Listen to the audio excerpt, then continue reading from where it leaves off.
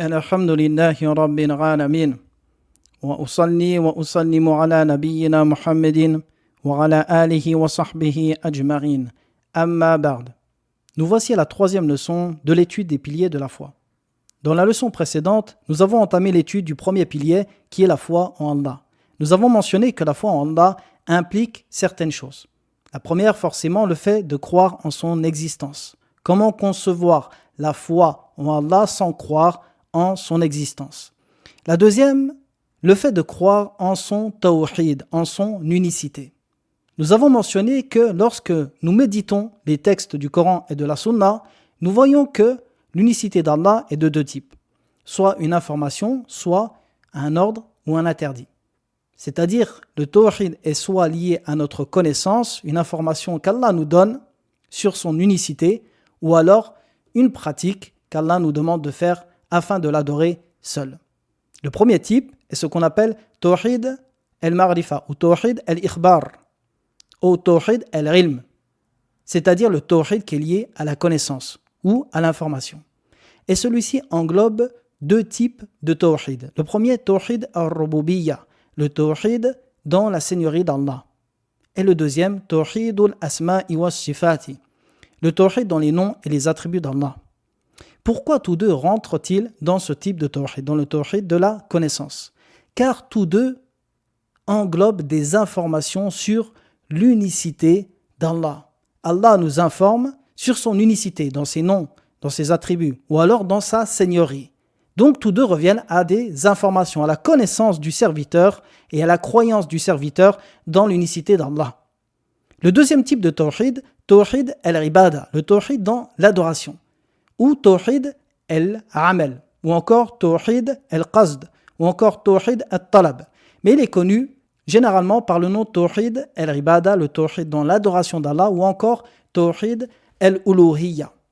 Voici les deux noms qui sont les plus répandus, les plus connus. Qu'est-ce que c'est tawhid al-uluhiyya? C'est le fait cette fois-ci que le serviteur unifie son créateur par son adoration, le fait qu'il l'adore seul. Comment il l'adore seul? En se conformant à la législation, aux ordres et aux interdits. Par exemple, Allah nous dit « Wa aqimus salah » et accomplissez la prière. Alors, lorsque le serviteur se lève pour prier pour Allah seul, à ce moment-là, il concrétise ce type de tawhid qui est tawhid al-uluhiyya. Très bien. Aujourd'hui, nous allons parler du premier type de tawhid, tawhid al-rububiyya. Tout d'abord, qu'est-ce que tawhid al-rububiyya? Ar-Rububiyya vient du terme Ar-Rab qui signifie littéralement le Seigneur. Donc Tawhid Ar-Rububiyya, c'est le Tawhid dans la seigneurie d'Allah. Qu'est-ce que ça veut dire? Tawhid Ar-Rububiyya, c'est le fait de croire qu'Allah est le seul créateur, le seul Seigneur, le seul roi, le seul qui possède la royauté de toutes choses, le seul pourvoyeur qui donne la subsistance à ses serviteurs, est le seul qui régit cet univers. Tawhid ar-Rububiyya englobe ces 5 sens. Le premier, le seul créateur, le seul seigneur, le seul qui détient la royauté de toutes choses, le seul pourvoyeur qui donne la subsistance à ses serviteurs, est le seul qui régit ce monde. Donc ça comprend la création, la subsistance, la seigneurie, la gestion et le contrôle de ce monde et la royauté. Voici Tawhid al-Rububiyya. Comment le concrétiser? Il suffit de croire qu'Allah est unique dans ces 5 sens, ces 5 choses. Le fait de croire qu'il est le seul créateur, c'est-à-dire que tout ce qui existe en dehors d'Allah est créé. Même son trône, al-Arsh, ou encore al-Kursi, ou encore le soleil, la lune, tout ce qui existe, ou le prophète Mohammed sallallahu alayhi wa sallam qui était le meilleur des hommes, tout ce qui existe en dehors d'Allah est créé. Il est le seul créateur. Le fait de croire également qu'il est le seul à donner à ses serviteurs leur subsistance. Comment? Par exemple, en faisant tomber la pluie du ciel, par laquelle la végétation va pousser, de laquelle le bétail va se nourrir. Le bétail qui va servir aux hommes comme subsistance pour se nourrir et ainsi de suite. Ensuite, le fait de croire qu'Allah est celui qui possède la royauté. Qu'est-ce que ça veut dire? Ça veut dire que tout ce qui existe dans cet univers, aussi grand soit-il ou aussi petit, appartient à Allah seul. Un exemple, on a des enfants. Mais qui peut les protéger si Allah a décrété qu'ils devaient mourir? Vous voyez encore que Allah ici est celui qui détient toute chose. Donc toute chose dans cet univers lui appartient. Ensuite, qu'il est le seul qui régit cet univers, c'est-à-dire le contrôle de tout ce qui se passe dans l'univers. Les étoiles, la lune, le soleil, la terre, tout mouvement, toute forme de vie, toute mort, tout ce qui arrive dans ce monde n'arrive que par la volonté d'Allah seul. Donc voici le sens en résumé de Tawhid al-Rububiyya. Très bien. Est-ce que lorsque la personne va savoir que Allah existe et qu'elle va croire en Tawhid al-Rububiyya, va devenir musulmane? Une question importante. Sachez que Tawhid al-Rububiyya, comme nous l'avons mentionné dans la leçon précédente, est une chose qui est innée.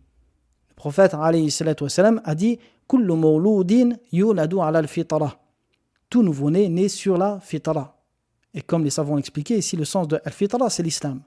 Tout nouveau-né, lorsqu'il naît, sait qu'il a un Seigneur, un Créateur.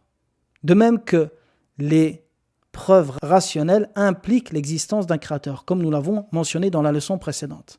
Et c'est pour cela que tous les peuples, ou presque à travers les siècles, reconnaissaient l'unicité du Créateur. Seulement, ils ne l'adoraient pas exclusivement. Allah dit dans son livre وَلَئِنْ سَأَلْتَهُمْ مَنْ خَلَقَهُمْ لَيَقُولُنَّ اللَّهُ فَأَنَّى يُؤْفَكُونَ.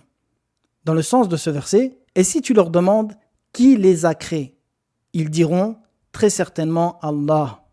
Ici, Allah s'adresse à son messager, sallallahu alayhi wa sallam, il dit وَلَئِنْ سَأَلْتَهُمْ. Et si tu leur demandes, les polythéistes de la Mecque, les polythéistes arabes de l'époque, et si tu leur demandes qui les a créés, ensuite il dit, ils diront très certainement Allah.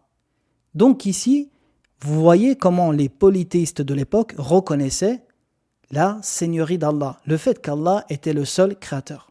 Et en réalité, si vous méditez l'état de toutes les civilisations qui nous ont précédés, ou presque tous les peuples et toutes les religions, vous verrez toujours que le fait de reconnaître qu'il y a un seul créateur, un seul seigneur, est une chose qui était commune à tous les peuples, ou presque, comme nous l'avons dit précédemment.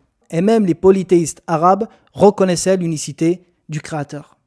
De même que les philosophes grecs eux-mêmes reconnaissaient l'unicité du Créateur et ils l'appelaient El-Illatu Tamma. Ils appelaient cela El-Illatu Tamma et ils avaient une façon d'expliquer cela, mais reconnaissaient qu'il y avait à la base un seul Créateur. Comme les chrétiens, malgré la Trinité, reconnaissent que le Créateur est unique, même s'ils adorent en dehors d'Allah, Isa ou sa mère Maryam. Donc, Tawhid al-Rububiyya en réalité est une chose qui est commune à tous les peuples ou presque. Et c'est pour cela que Tawhid al-Rububiyya n'a jamais constitué la base de la prêche des envoyés. Si vous méditez le Coran, vous verrez qu'à aucun moment Allah nous ordonne de croire en son unicité dans la seigneurie. Non, car ceci était inné. La preuve de cela est le verset. Et si tu leur demandes qui les a créés, ils diront très certainement Allah. Comment alors, eux qui reconnaissaient Tawhid al-Rububiyya, comment alors les appeler à cela? Comment le prophète alayhi salatu wassalam aurait été envoyé pour les appeler à cela alors qu'ils reconnaissaient déjà ce type de Tawhid? Et c'est pour cela que Tawhid al-Rububiyya ne fait pas de la personne un musulman. Toute personne qui dirait « je sais qu'il y a un créateur » ne serait pas pour cela musulmane, jusqu'à ce qu'ils adorent Allah seul. Car en vérité, quand l'homme sait que la royauté tout entière appartient à Allah, la création, la seigneurie, qu'il est le seul à faire vivre, qu'il est le seul à donner la subsistance, et bien à partir de cela, il sait que le seul qui mérite l'adoration est Allah. Et c'est pour cela que Tawhid al-Rububiyya dans le Coran sert à argumenter le fait d'appeler les gens à l'adoration d'Allah uniquement. Allah dit dans le Coran « Mattakhadallahu min walad wa ma kana ma'ahu min ilah idhan la dhahaba kullu ilahin bima khalaq » Dans le sens de ce verset, Allah ne s'est pas attribué d'enfant et il n'existe point de divinité avec lui. Sinon, chaque divinité s'en irait avec ce qu'elle a créé. Regardez ici le lien qu'il y a entre le fait de créer une chose et la divinité. On comprend de ce verset que la véritable divinité, le seul qui mérite d'être adoré, ne peut être que créateur. Comme dans la fin du verset, sinon chaque divinité s'en irait avec ce qu'elle a créé. C'est pour cela que les savants disent que Le fait de reconnaître la Seigneurie d'Allah et le fait de l'adorer sont tous deux liés.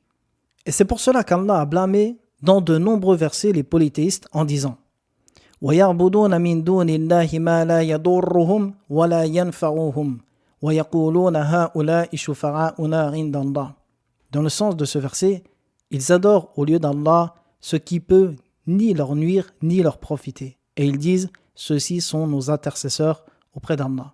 Et dans de nombreux versets, Allah a blâmé les polythéistes sur le fait qu'ils adorent ce qui ne possède rien en réalité. De même, ce qui ne peut ni les créer, ni leur donner leur subsistance. Alors que le seul qui mérite l'adoration, c'est le seul qui possède en réalité la seigneurie. Allah dit dans le Coran ذَلِكُمُ اللَّهُ رَبُّكُمْ لَا إِلَهَ إِلَّا هُوَ خَالِقُ كُلِّ شَيْءٍ فَاعْبُدُوهُ وَهُوَ عَلَى كُلِّ شَيْءٍ وَكِيلٌ. Dans le sens de ce verset, voici Allah votre Seigneur, point de divinité à part lui, créateur de toutes choses, adorez-le donc, c'est lui qui a la charge de tout. Regardez dans ce verset comment Allah fait le lien entre la seigneurie et la création et son adoration. Dans le sens du verset, voici Allah votre Seigneur. Ensuite, point de divinité à part lui, c'est-à-dire lui seul mérite d'être adoré. Créateur de toutes choses, ici la création, adorez-le donc.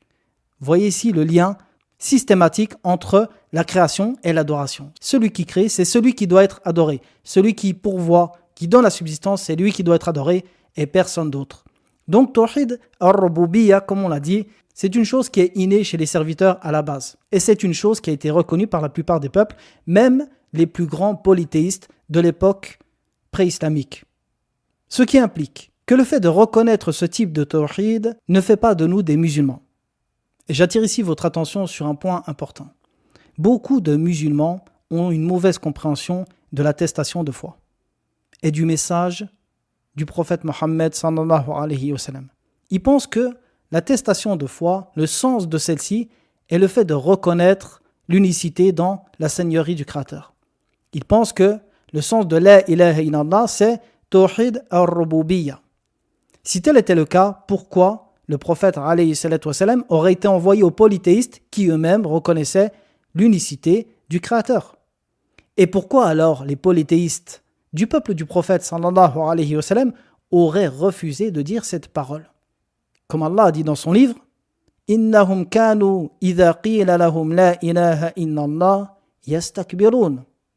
Dans le sens, quand on leur disait point de divinité à part Allah, ils se gonflaient d'orgueil. Si le sens de la ilaha illallah était le fait de reconnaître qu'il n'y a qu'un seul créateur, ce que les polythéistes arabes reconnaissaient, pourquoi alors auraient-ils refusé de dire la ilaha illallah? Et Allah a dit dans un autre verset, en relatant la parole des polythéistes, Ajaral al-alihata ilahan wahidan inna hadha la shay'un ujab. Dans le sens du verset, réduira-t-il les divinités à un seul Dieu? Voilà une chose vraiment étonnante. Voyez ici comment l'acceptation d'adorer une seule divinité fut la base de leur détournement et la base de leur rejet de cette parole. Car le sens de la ilaha illallah n'est pas de reconnaître qu'il y a un seul Seigneur, mais le fait de reconnaître qu'il est le seul qui mérite d'être adoré. À partir de ce moment-là, les polythéistes ont rejeté l'appel et le message du prophète Mohammed sallallahu alayhi wa sallam. Mais ce qui est incroyable dans tout ça, c'est que les polythéistes de la Mecque comprenaient mieux le sens de la ilaha illallah, de l'attestation de foi, que beaucoup de musulmans parmi ceux qui s'affilient aux gens de science, parmi les ash'arites ou encore les soufis. Car eux ne comprennent de la ilaha illallah que pas de créateur à part Allah, la khaliqa illallah, ou encore personne n'est capable de créer à part Allah. Et ils pensent donc que la ilaha illallah a pour sens le fait d'affirmer Tawhid al-Rububiyya, alors que les polythéistes arabes eux-mêmes reconnaissaient cela. Regardez ici comment Abu Lahab, qui est mort mécréant, comprenait mieux le sens de la ilaha illallah que certaines personnes qui sont considérées comme des savants parmi les Ash'arira, les Ash'arites ou encore les Soufis, qui disent que le sens de la ilaha illallah, c'est le fait de reconnaître qu'il y a un seul créateur. Si c'était le cas, même les philosophes grecs eux-mêmes auraient été musulmans. Donc ils n'ont pas compris le sens de la ilaha illallah qui pourtant est le cœur de l'islam, qui est la clé de l'islam, sur laquelle l'islam tout entier repose et par laquelle le musulman rentre au paradis.